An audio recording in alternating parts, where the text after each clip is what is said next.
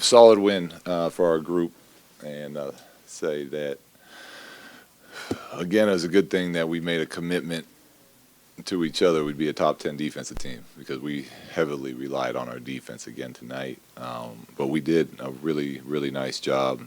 Go down the line. We always talk about it's our team defense, but it's made up of individuals. I thought KCP did a great job on Levine, and Tyson really helped set the tone with it.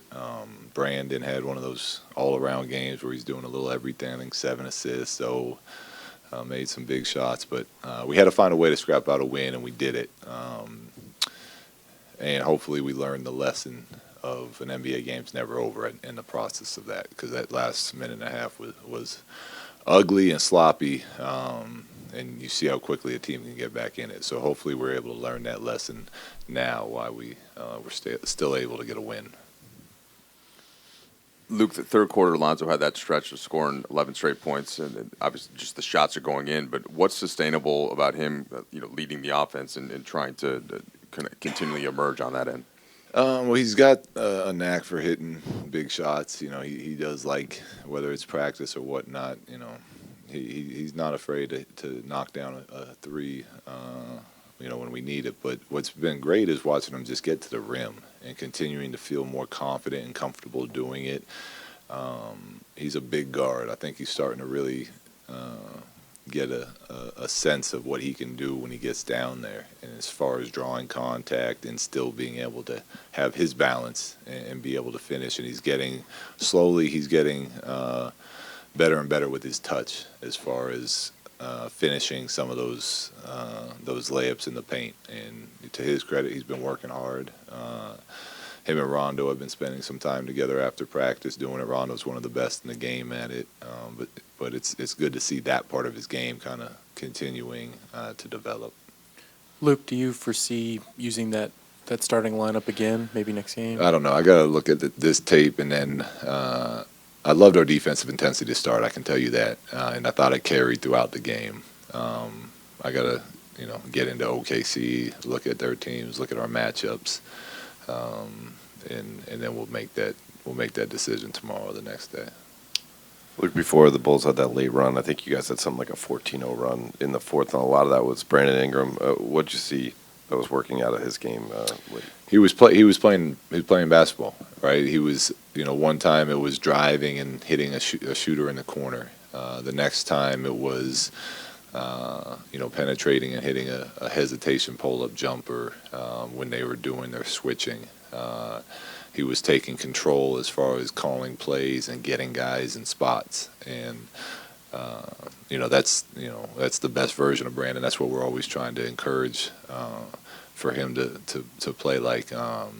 And he was a huge part of that fourth quarter for us. You've several times kind of gone to him this year, and not always getting 2 threes and a charge taken in 10 minutes, whatever it is. But could there be a consistent role for him? Yeah, we're trying. I'm trying to find it. I want to get him opportunity, especially as we struggle to shoot. We think that he can be an elite shooter in this league one day. I'm looking for minutes for him, and he knows that. So he should be doing the work and staying ready, because we'll keep giving him spot minutes, and then depending on if he makes or misses those shots, the spot minutes can turn into bigger minutes. I know you were saying you didn't view moving JaVale and Josh to the bench as a demotion. Sometimes that change can hurt guys' motivation. Did you see any of that? Did you think they had good energy? I didn't. I complimented both of them. JaVale was up cheering for his teammates, just like he always does, whether he's starting or not. And I'm sure there was some anger. I'm sure every player, most players want to start.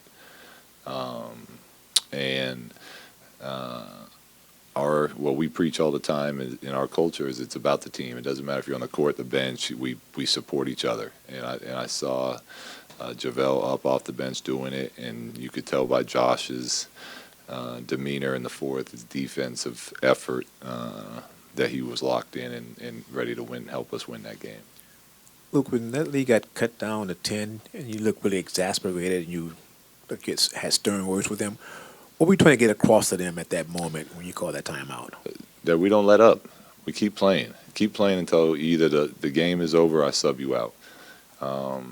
And we stopped rebounding. We were letting throw-aheads just happen to open shooters, things we hadn't done all night long. We just, we checked out almost. And, it's a good thing we had the lead we did. I think they cut it to 5 one time. It's maybe 5 or 6, something like that. And anything can happen then. So it was to make sure that they knew that I was very serious about the way we finish a game and the way that our intensity level should be no matter what's happening. When you're deciding who's finishing the game, how do you weigh defensive contributions versus free throw shooting? It's some of it is based on who's been playing well that game. Tyson would have finished it out. I just felt like Tyson was tired. He gave us everything he had, and we should be able to hold on to a 17-point lead, whatever we got it up to. But Zoo is a very good free throw shooter, so that's part of it. It's just it's a balancing act. You need good defenders and you need good free throw shooters out there. So you try to give at least a combination of both.